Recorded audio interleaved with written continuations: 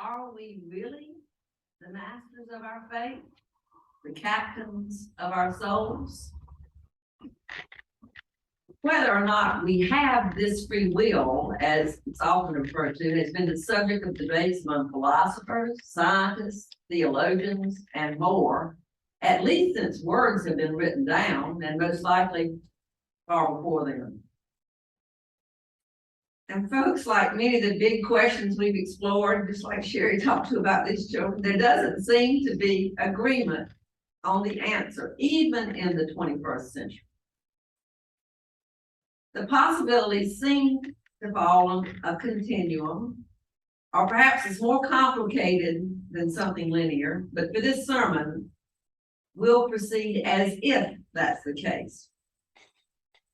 Most of our proceedings on any subject matter are done as if some assumptions are so, aren't they? I looked at several sources to examine this topic, including the Encyclopedia of Philosophy, that 20 questions book that's been on my bedside for months, another philosophy book, and internet sources, including Wikipedia, of course, and more. I'm not going to interrupt this sermon to share which source my information came from. That doesn't seem to help out in the sermon. It takes up a lot of time, but those are basically where I got my information. So here's a little of what folks, including me, have been thinking about this subject. According to David Hume, the question of the nature of free will is the most contentious question of metaphysics. If this is correct, then figuring out what free will is may be difficult. But basically, to say that humans have free will is to say that they have the capacity to choose their actions. Now, let me attempt to take you down this continuum road to free will.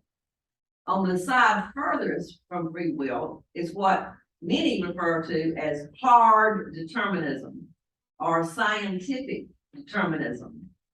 The view that all events, including mental events, have a cause. Every event has some cause. In other words, all states of affairs, both physical and mental, are conditioned by their causes and are describable by scientific law. In a deterministic universe, there is no free will, no miracles, no chance events. The reason some refer to this as scientific determinism is that it seemed for a long time that science backed up this view. There was a cause for everything, even if we didn't understand it yet. And for things we still don't understand, well, maybe science hasn't figured that out yet. At one time, there were magical explanations, for example, for rainbows. But now we understand what causes them. Similarly, we know a lot more now about evolution and DNA, etc., than we used to know. Some of you are old enough to remember the twin studies done back in the 60s. They found these identical twins that had been separated at birth for adoption. They used to do that. We don't do that anymore, but they used to separate them to make two families happy, right? So they found these families and studied them, as well as fraternal twins that were separated at birth, and found that the identical twins were significantly more likely to have made the same or similar life choices. Some of these twins got together after the study and they went on talk shows. Do any of you remember that? Like Johnny Carson or something, these twins that had not lived together forever were found together. I remember those things. Because it was very interesting. Some had actually married spouses with the same names. Mm-hmm. They smoked the same brand of cigarettes, etc.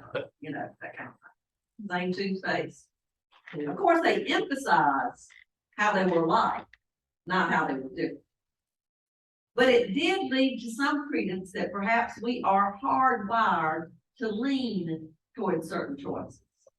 Now, I wasn't here to hear James Woodall's message last week about hardwired racism, but I gather from the description that our evolution is hardwired us towards having some prejudices or hardwired us toward some things like that. Of course, evolution has us hardwired though to eat lots of high calorie stuff, lots of sugar, because our hunter-gatherer ancestors had to get as many of those good calories as they could to survive. And the ones that liked that taste were more likely the ones that survived. And so now that's why we're stuck with this, you know. I went to an event last night and I was not going to eat those sweets, but that piece of chocolate fudge or brownie, whatever it was, it just called out to me. So I ate it. I did. I did. But that doesn't mean we can't choose to do differently. At least I just ate one piece. Okay. We can choose to do differently. It's hard to turn down some of those things, but we can choose to do differently than ways that we may have been, that evolution has taught us to be. These deterministic causal views were also adopted by psychologists like B.F. Skinner, who saw all our behaviors as results of rewards and punishments. He could predict what those mice were going to do very well. But now there is a new science, quantum physics, which seems to weigh against determinism. And who knows what will be next. So let's continue on this road. I have some. Also at the same end of that road is something called predeterminism. It's more of a theological viewpoint. On this doctrine, events throughout eternity are thought to have been foreordained by God or some other supernatural power, the stars, whatever, in a causal sequence. If they're lined up or Mercury's in retrograde or whatever, you know, okay? That's why. The metaphor of God constructing and winding up a clock, the universe, and letting it run to the end of time is often used. The design is there, it's turned on, but is thought. Moving on down the road, we come to soft determinism. This is the philosophical view that all physical events are caused, but mental processes are uncaused. Choices have only to do with the mental processes and have no actual effect in the external world. On this view, what we can control is not what happens in the world, but how we think about what happens in the world. Our choices are restricted to willing the next moment in spite of its inevitability. We might still hope for it, or simply to be willing to let it be. Let it be, let it be. I have some folks share with me that things that have happened were meant to be. And I just have to think more positively about it. A little further down the road is fatalism. The big things, they say, like birth and death, are determined. There is a time that you are going to die. But some choice still exists. Here's a quote from one of the internet encyclopedias that provides a good example. I'm going to read this for you. Suppose, for example, by means of some kind of revelation, I learn that I will die from burns at 10:02 a.m. in the local Mercy Hospital on Saturday morning. On the one hand, suppose as soon as I learn this, I get in my car to get to the airport and get as far away from possible. But on the way to the airport, my car is hit by a tanker and I suffer intense heat. After being transported to the hospital, I linger on for a while and then I die at the appropriated time. On the other hand, suppose I did not take the risk of traveling to the airport and go home and intend to stay under my bed until Sunday. Unknown to me, however, there was a wiring fault in the house and the house catches on fire and so on. I would have choices in the situation, but the fatal event, the big event, was going to occur anyway. Another kind of determinism along this road that does include free will is predestination. Many persons who hold this doctrine think it is compatible with free will in the sense that God knows in advance what will happen, but we freely choose. And by coincidence, We choose according to God's plan. Then we come to indeterminism. This is the philosophical doctrine that denies that determinism is true. More specifically, they say not all events, either mental or physical, are determined by past events. There is a certain amount of free play between events, possibly due to chance, free choice, or chaos. Some events are caused, and some events are not. We've not made it all the way to free will yet, folks. Next on this imaginary roadway is chance, like tossing a coin, which some say can be predicted to some degree of accuracy by mathematical calculation. But for the most part, it's that part of life where most of us say, it happens. Then at last, we make it to the philosophical and sometimes theological view of free will. The doctrine that some of our choices are uncaused. Free will results from the absence of causes, conditions, or other necessary determinations of choice or behavior. Now, most of us who proclaim free will do acknowledge limitations. We know there are limitations of our will and choices. That song we sang about, I wish I was a bird, you know.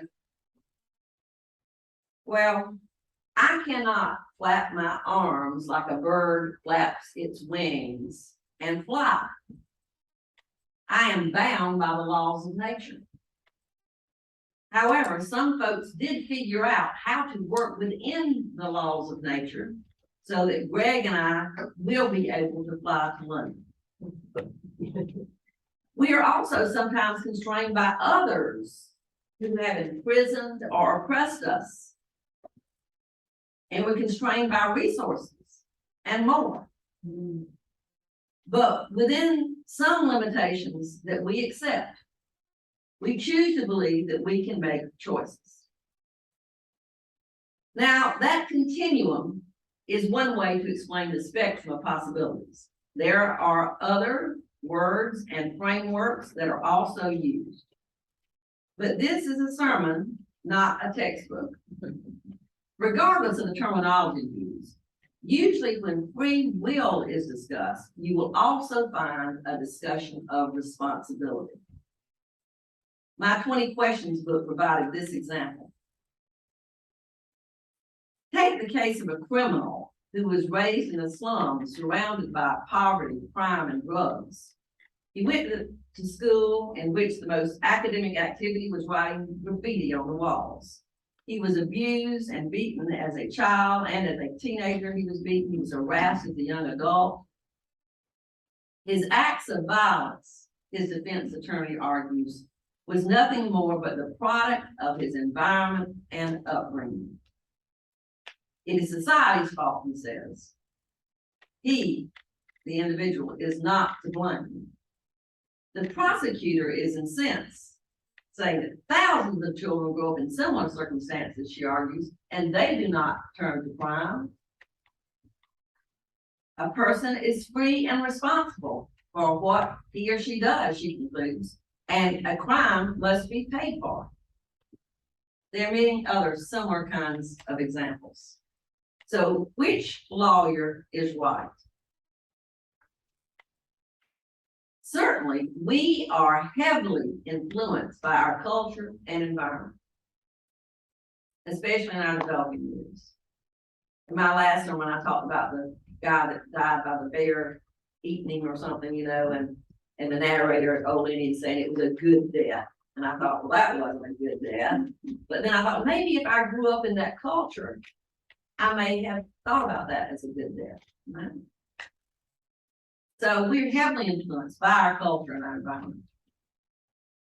And a world that allows children to grow up in these circumstances that this criminal grew up in, and those kind of difficult circumstances, may bear some responsibility too. But most of us sitting on a jury probably would not let this man go free if the prosecution provided strong evidence that he had committed the crime. We may ask the judge for leniency in the sentence that he was given, and we may attempt to encourage programming in criminal justice institutions which might lead to rehabilitation. But we would probably say he bears some responsibility. We also see children that are given too much in their early years. No one ever says no to them. They have all the choices they can possibly make granted. The outcomes for these children in the real world are not good either. They have to learn, but because they have learned no responsibility. They learned about choice, but not about responsibility. If we choose to adopt a free will philosophy, then for a healthy life for ourselves and others, we must also adopt a philosophy of responsibility as well. Now, here's another caveat to that statement, though. What if a person has some neurosis or mental illness, and though the conscious part of the individual wants to make the right choice, like we were hearing from our young people, that part of us wants to make the right choice, the unconscious neurosis seems to make that negative choice.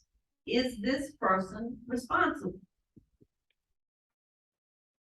Our legal system does have the possibility of not guilty by reason of insanity.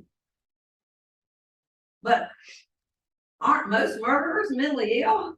Or are they just evil? You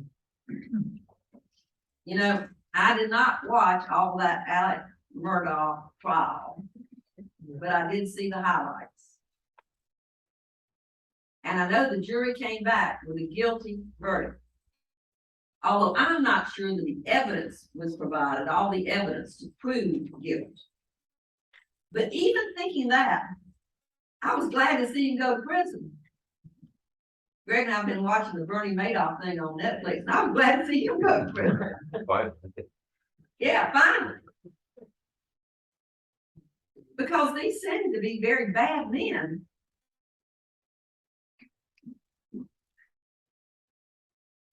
I don't know. In reality, this whole discussion, though, of free will is one for people of privilege. For those who live under suppression or who live in extreme poverty and are trying to figure out whether they will sleep on a cold night or whether they will say the wrong thing and get beaten up by those who have power over them, and more. These folks are not thinking about philosophical questions like this. They don't have the time or energy. They must think about survival. And I just want to lift that up in here while we talk about these big questions. We sit here and contemplate all of this because I realize how privileged I am to be able to write a sermon on something like this. And how privileged you are to be able to sit here and come in here and listen to a sermon on something like this. I became much more interested in choice back in the 1980s. I was attending an educational conference in New Orleans with my then husband, Fred Page, where we were presenting some of our research. And the main speaker for the event was Dr. William Glasser, who is famous for writing a book on reality therapy. His newer research had broad implications for education, and that's why they had him at this education conference. He explained it so well that I knew I had to buy the book that was going to come out later and learn more. At the time, his book was called Control Theory. He later changed it to the more positive sounding Choice Theory. Our library did not have it, and the little bookstore in the mall that Teresa Wynn's parents owned did not have it either, but they ordered it for me. They said, we can get it for you, and they did. As I read through this big book, it was like being in therapy, which I desperately needed because of all the difficulties in my marriage at the time. Although I did not plan to ever leave my marriage, it did help me understand that I had choices, especially about how I thought about some things. There were things going on in my husband's life that I desperately wanted to change. I wanted him to love me, not to be enamored with this young graduate assistant. The book helped me to choose to let go of that desire and focus on other things that would help me have a good life, like my other family members, my research, my teaching, my department chair responsibilities, and my social justice work, and more. I do not remember the specifics of the book, but I remember one passage very well. Dr. Glasser was sharing about a patient that, and I'm going to call her Sue because I don't remember the patient's name. He said that she needed to be able to tell herself this message often, and this was the message. Sue can only control her own life. Her happiness does not depend on what others do, but on what she does. And the sooner she learns this, the happier she will be. Well, I changed Sue to Jane and wrote those words on lots of slips of paper. And I taped them all over. I taped them on the mirror in the bathroom, on the refrigerator, on my steering wheel of my car, on my office wall, to remember that. And I would recite it over and over. I still recite it sometimes. Jane can only control her own life. Her happiness depends not on what others do, but on what she does. And the sooner she can learn this, the happier she will be. I learned them and I lived them. And I got so much better. Sadly, as I took more control of my happiness in these ways, my husband just got more and more depressed that he was in a marriage with someone like me. But he didn't believe he should end it. So finally, I was so worried about his depression and his well-being that I decided that I would end it and told him, even though I didn't know what my life would be like, I got married when I was 17, as many of you know. I told him he just needed to go be with her and be happy. She was married, so it took a while for him to get there, but he did, and we were both better off. Are we the masters of our fates? Yes. Are we the captains of our souls? Not completely. But we can get up every day and ask for the serenity to what? No. Accept the change I cannot change. The courage to change the things that I can't. And the wisdom to know the difference. May it be so.